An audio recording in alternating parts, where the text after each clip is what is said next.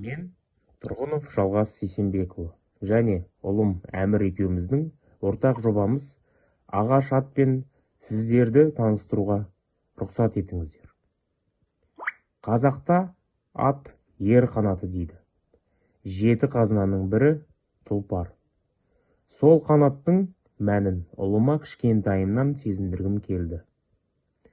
Сондықтан оның алғашқы тұлпарын өз қолымызбен жасауды ұйғардық.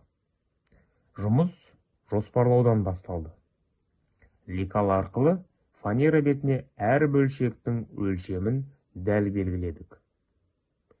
Одан кейін лобзик ара арқылы барлық бөлшектерді мұқият кесіп шықтық.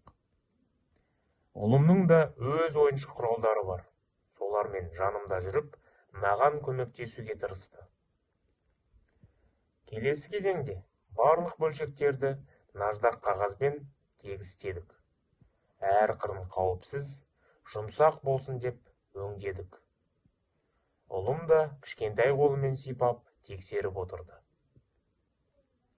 Содан соң жинақтау процесіне кірістік.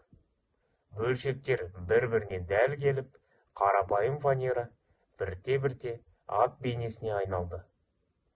Соңғы кезең лакпен қаптау кезеңі. Берік, жылтыр және ұзаққа шыдамды болсын дедік. Осылайша, біз жай ғана ойыншық емес, ұлымыздың алғашқы тұлпарын жасадық. Ең бастысы, біз бірге уақыт өткіздік, бірге еңбек еттік және бірге естелік құрдық. Бұл жоба біздің әке мен бала ретінде ортақ еңбегіміз. Назарларыңызға көп рахмет.